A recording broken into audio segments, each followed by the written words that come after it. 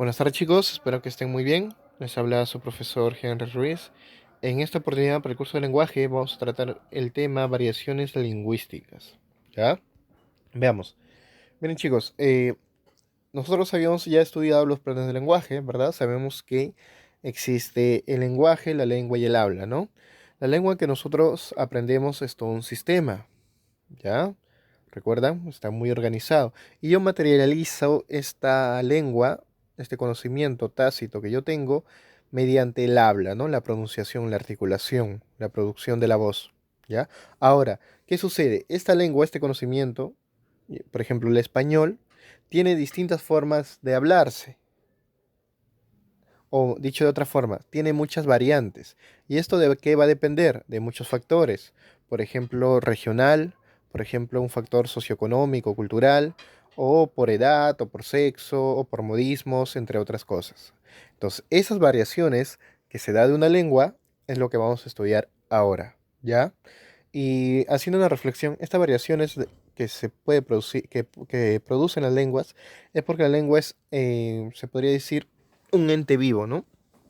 Una herencia sociocultural que está en la sociedad. Entonces, como sociedad también puede sufrir cambios, en los cuales es natural y no debemos verlo o discriminar formas de hablar que nos parezcan, entre comillas, extrañas o ajenas a las nuestras, ¿ya? Porque no tendría ni un sustento cultural, ni un sustento científico. Miren, hablando de formas generales, tenemos la primera variación, sociolecto, y la segunda variación, dialecto, que es lo que vamos a estudiar ahora. Ya, sobre todo dialecto, porque sociolecto, que son los niveles de la lengua, lo vamos a estudiar en la próxima clase. ¿Estamos? Miren, el sociolecto, así a rasgos generales, va a depender de nuestra cultura, ¿no? Nuestro bagaje cultural, nuestro nivel socioeconómico.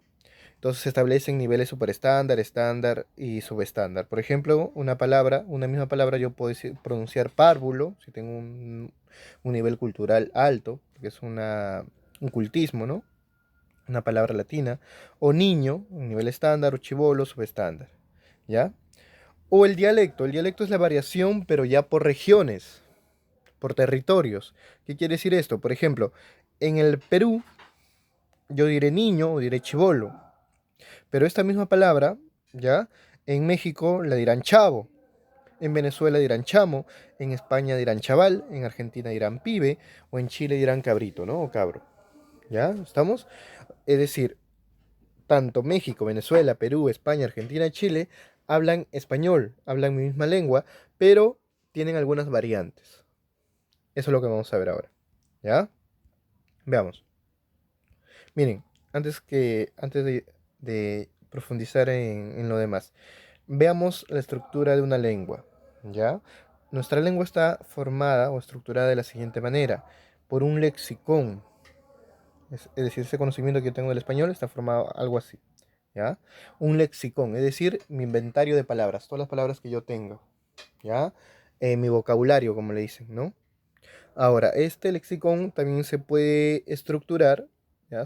Cada palabra se puede estructurar en morfemas, ¿no? Tengo un morfema lexical o morfología flexiva, el prefijo, la raíz o fijo. Ya cuando toquemos el tema de morfología, vamos a ver más esto.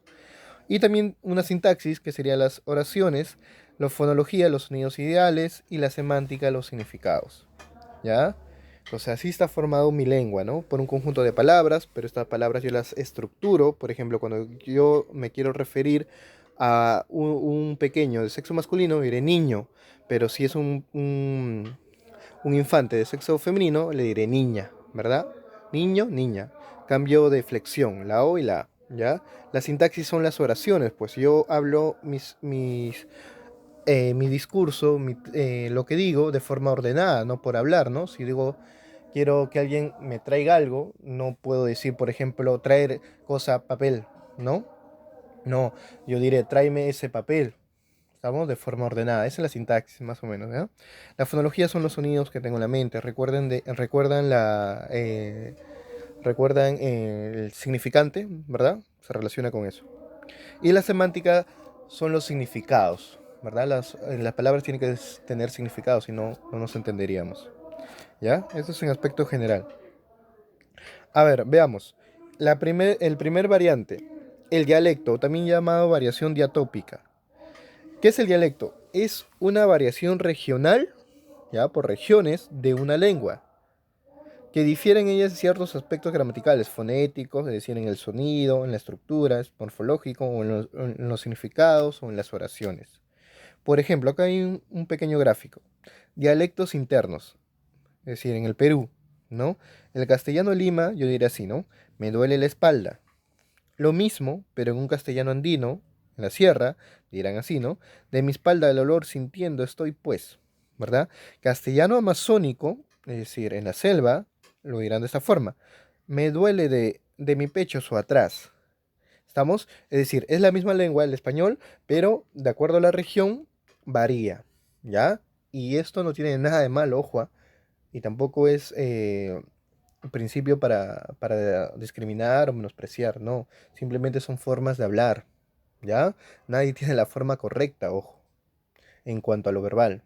Ya lo escrito, en textos académicos, es la normativa, es otra cosa. ¿Estamos? Ahora, le decía, esta variación se puede dar en distintos planos. Por ejemplo, en lo semántico, es decir, en cuanto a las palabras, ¿ya? Miren, por ejemplo, en cuanto a los significados, perdón. Por ejemplo, miren, ahorita para los dominicanos, no, perdón, ahorita para nosotros quiere decir en este momento, ¿no? Si digo, presénteme su tarea ahorita, es decir, en este momento. Pero para los dominicanos que también hablan español como nosotros, ahorita quiere decir otra cosa, cambia de significado. Por ejemplo, ahorita para los dominicanos significará más tarde o cuando se me dé la gana, ¿no? Cuando me dé la gana. Eso significa ahorita para los dominicanos, por ejemplo. Es decir, la palabra varió en significado, ¿ya? Dialecto morfológico, variación en cuanto a lo morfológico, es decir, en las estructuras. Por ejemplo, en el Perú es común usar el sufijo ito, ¿no? Para el diminutivo. Por ejemplo, gatito, ratito, momentito. Pero, por ejemplo, Colombia usará el ico, ¿no? Un ratico, ¿verdad?